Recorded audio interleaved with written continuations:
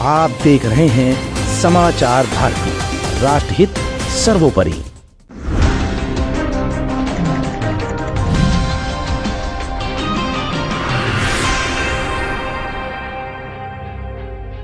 मध्य प्रदेश, छत्तीसगढ़, राजस्थान की जीत ने बीजेपी का किया सीना चौड़ा। अब क्या है अगला प्लान?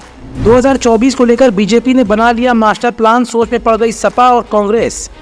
कॉन्फिडेंस से भरे केशव ने अखिलेश को लताड़ा, कह गए इतनी बड़ी बात।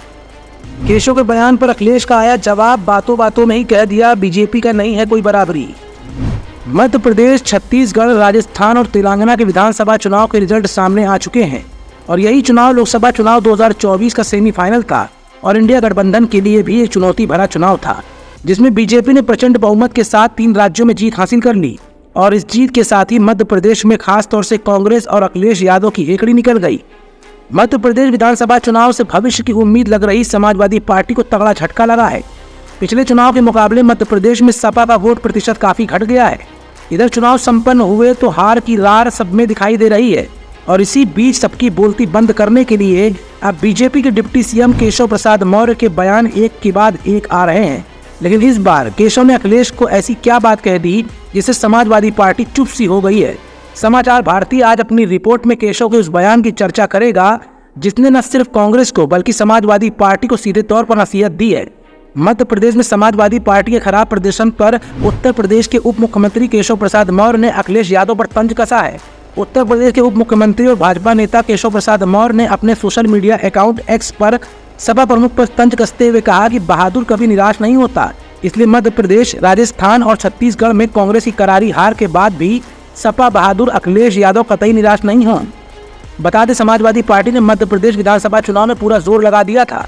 पार्टी की ओर से 72 सीटों पर उम्मीदवार उतारे गए थे, लेकिन सपा किसी भी सीट पर कमान नहीं कर पाई। गौरतलब है कि मध्य प्रदेश विधानसभा चुनाव में सीट बंटवारे को लेकर सपा और कांग्रेस के बीच काफी तल्खियां देखी गई थी। अखिलेश ने साफ तौर पर आरोप लगाया था कि कांग्रेस ने गठबंधन को लेकर उनसे बातचीत की थी।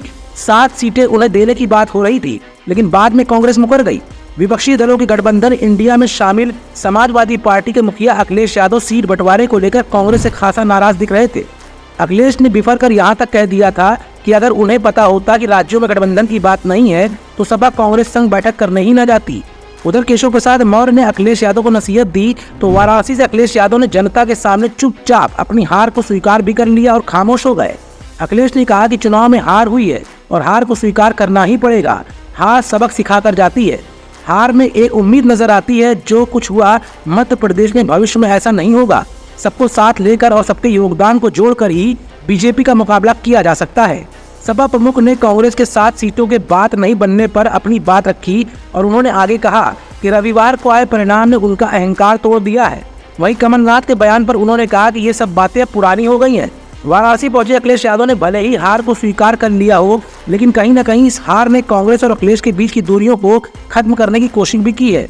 अब देखना ये होगा कि हार से सबक लेकर कांग्रेस और समाजवादी पार्टी एक दूसरे से ऐसे ही खींचतान जारी रखते हैं या फिर हार के बाद सबक लेकर एकता का संदेश देते हैं। समाचार भारती के लिए सहयोगी दिलशाद अहमद और मनीष गुप्ता के साथ अदिति मिश्रा की स्पेशल रिपोर्ट।